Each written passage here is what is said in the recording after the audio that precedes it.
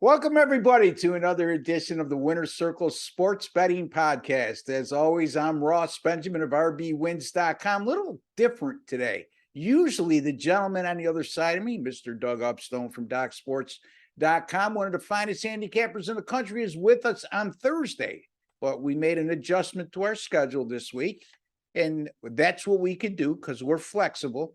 And Doug, I know that you got off to a great start with the NFL preseason, and so did I. And we're going to have a couple free picks in the NFL preseason on Saturday. But before we get to that, let's say hello. How are you, my friend?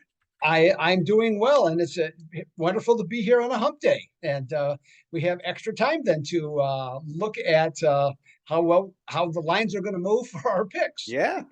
And stuff like that. So anyways, NFL exhibition season off to a good start. Okay, and by the way, it is an exhibition season. Let's just get that out of the way. Yeah. Well, back when we were growing up, folks, for you young guys out there, which there are many of you in our subscribers list, we used to call it the exhibition season. And back then they played, you think it's bad now? They used to play 6 exhibition games back then. 6. Could you imagine that? These guys are well, that was a 14-game season too. A 14-game season beside. So anyway, how times have changed. You need to evolve. It is preseason, Doug. So we're going to go with the NFL preseason instead of the exhibition. That's what it's officially called. I go with that. I just don't call it that. That's all. There you go. Anyway, so we saw some interesting developments so far in the NFL preseason. 14 of the 17 games have gone over the total. And, I did a thing. Jim from OSCA asked me the other day, can you give me some fodder on, what the totals were and et cetera, et cetera. And the average closing total last week was a shade over 35. And right now I did a quick run of the average totals. It's a little over 40 this week. So what's that tell you? Well, number one, the odds makers made the adjustment. Number two, there could be more starters playing for a longer length of time this week. So keep that in mind. But I would say that the sports books make those adjustments in anticipation of what the general public may do. And the general public, folks, with no disrespect, a lot of you out there have real short memories. So be real careful. I'm not saying the games won't go over the total this week. They're not. I would be shocked if they even come close to what they were last week. As a matter of fact, usually, Doug, when we see a trend like this 1 week, it usually flips the next week. Not always, but it'll at least level off in most instances. Your opinion? Yeah, on this one, as far as what to do with totals, I believe I think the year, I think you backed me up on this, something potentially similar happened. I think it was 2015, where, the odds makers came out with their totals, and, the first week, all the games, same thing. Went well over. I don't remember the exact number of what it was, but then and that continued the entire preseason. Now there was 4 games back then, but that continued the entire preseason.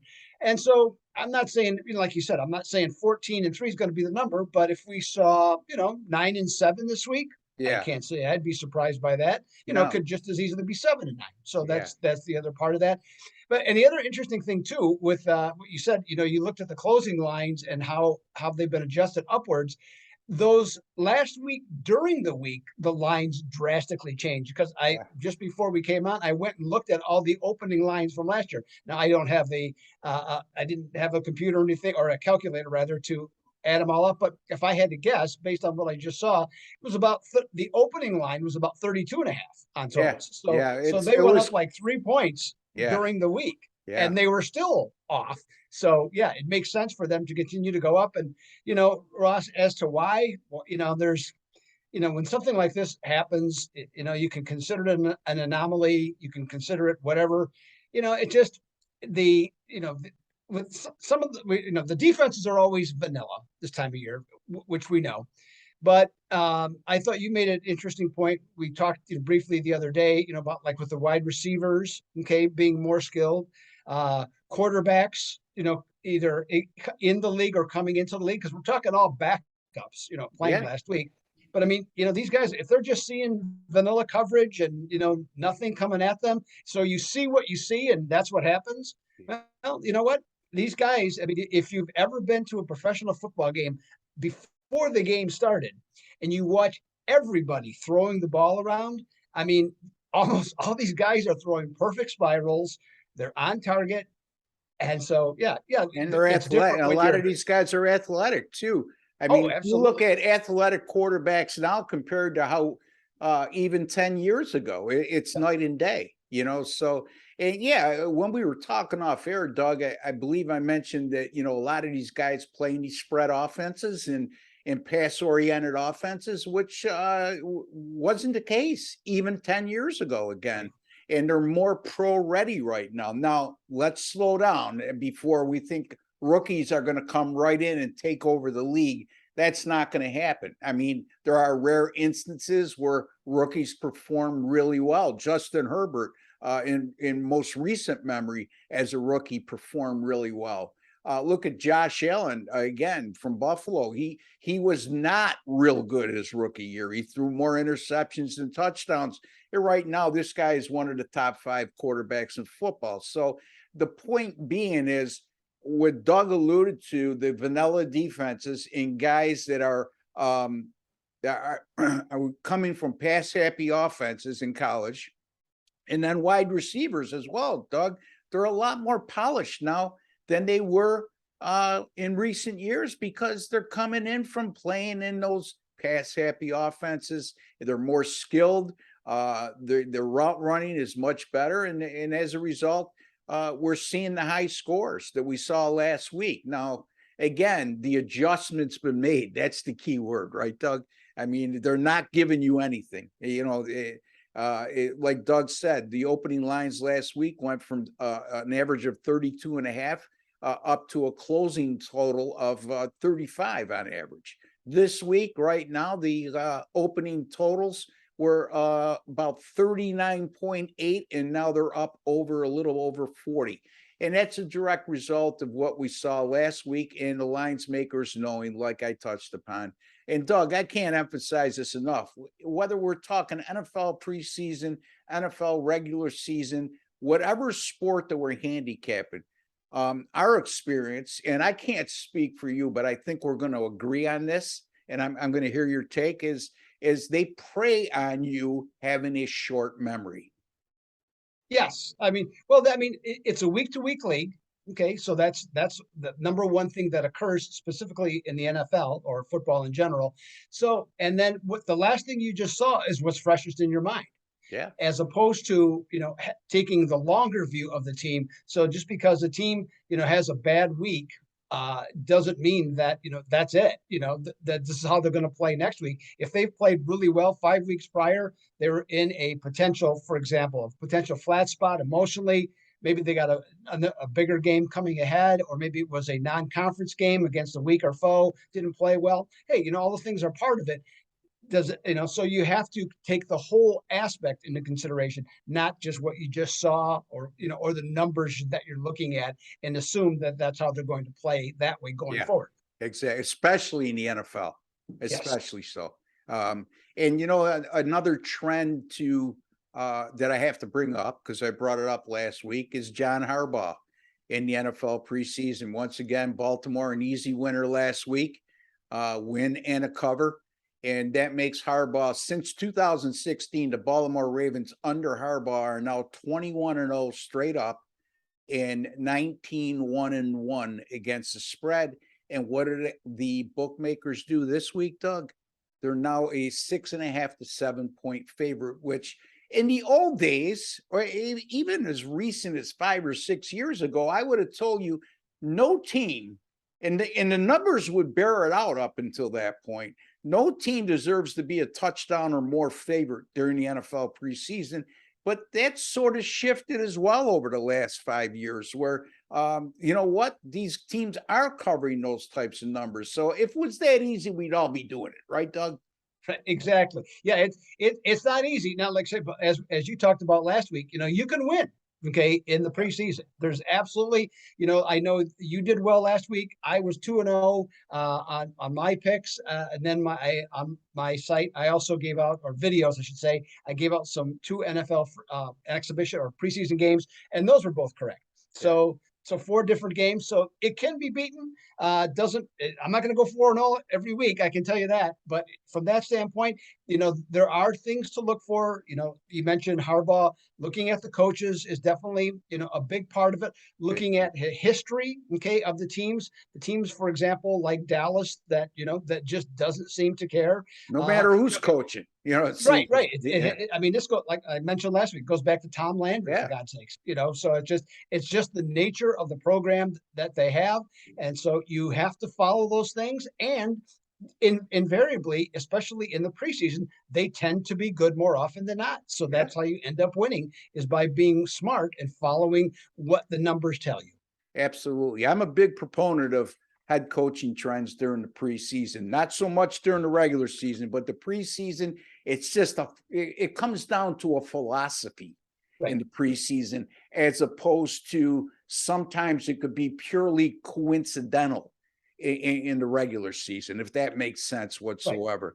I went 4-0 since the beginning of this preseason, counting the Hall of Fame game. 3-0 last week, won the Hall of Fame game. 4-0 so far to start the NFL preseason. Our channel here, all of us together, 4-1-1 against the spread in NFL preseason free picks, including me and Doug going 2-0 last week. For those of you who complain about these being too long and just want a 1-minute video, that's not going to happen here. But you know what? This discussion me and Doug just had, shame on you if you don't absorb it and become a smarter sports bettor because of it today than you were yesterday. Okay. So anyway, Doug, couple free picks for these guys, and I'm going to let you take it away. You're going to be taking a look at the 49ers at Vikings. Go ahead, my friend. The show is yours. All right. Well, the Minnesota Vikings last week did not get in the win column. They ended up on the short end at Las Vegas, losing 26-20. They're going to be home though this week, and so with that, now Kirk Cousins is. I'm trying to find if he's going to play or not. I don't think he's going to play. He just got off the COVID situation. So from that standpoint, I don't think he will, and I don't think he needs to play, unless there's some real reason why the new head coach wants him to. Because, I mean, Kelly Mond in particular and Sean Mannion, to a lesser degree, played pretty good last week, from that standpoint. Their defense, the thing that got me, though, a little bit about Minnesota was, and this is something I like to look for, they only gave up 3.6 yards per rushing last week against the Raiders. But the Raiders rushed the ball 39 times. Yeah. So when a team, if you're committed to the run, however you like to play, if you're committed to the run and you stick with it, and like I say, 3.6 yards per carry, not much, but if you run the ball 3 times, it's 1st and 10 after 3 rushes, right? Okay, at that number. And then they're going to be playing a San Francisco team that is a run first mentality. Okay, so I think that's something that you consider. Now, last week's preseason game is not a precursor of what's going to happen the following week, but I'm just looking at it from a standpoint of what they like to do versus something that Minnesota didn't do particularly well and hasn't done particularly well the last couple of years in stopping the run. I don't know either if Trey Lance is going to play. He did, play a fair amount last week when they beat the Packers. I think he'll play some again, I would assume, because he needs the reps. Yeah. Okay. I mean, Kyle Shanahan needs this guy to be participating in live action. Practices is great. Scrimmages are great against other teams, but I'm just not so sure, of that part of it. Now, the Packers last week just shredded the San Francisco defense for 437 yards. So they went up and down the field with their backups. So I think Shanahan and his staff's going to be really focused on having a much better defensive effort. I'm sure it hasn't been a fun week, or to this point, anyways, a fun week for the defense in general. I think Minnesota being a 4.5 point favorite is just too many points. Okay, myself in this one. And when a team like Minnesota, a team like San Francisco just was in a situation where they won, and then they're playing the following week. In their exact situation, they are 23-6 against the spread, for that. So I like San Francisco plus the points in this one. 23-6 against the spread during preseason action. Yes, I'm sorry. I just want to clarify that. I misspoke as to exactly what I was saying. There's exhibition season, but it has to do with it. It's preseason, and it has to do with a team that won, who is now a road underdog. Gotcha. So I just get that clear out there. So your pick is my pick is San Francisco plus the 4.5. San Francisco plus the 4.5 against Minnesota. Again, that's I know during the regular season that's not a heavy line, but during the preseason it certainly is. And I'm Kelly Mond last week. I thought he looked better as a Minnesota Viking than he ever did as a Texas A&M Aggie. So go figure. Anyway, I'm going to take a look at the Tampa Bay at Tennessee game, 7:00 Eastern time on Saturday. By the way, Doug's game goes at 7 p.m. Eastern time as well. And again, head coaching trends. Mike Vrabel, since he's been with Tennessee as their head coach since 2018, when his team is tagged as a favorite, which they are in this instance at -3, the Tennessee Titans have gone 0-4 straight up, and ATS is a favorite under Vrabel. So they're not bad as an underdog, even though they didn't cover last week, but as a preseason favorite, 0-4 straight up in ATS. Matter of fact, Vrabel, since taking over in Tennessee, just 4-7 straight up during preseason action.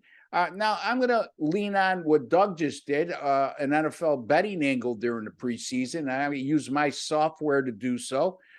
Tampa Bay is coming off a 26-24 home loss to Miami, last week as a 1.5-point favorite.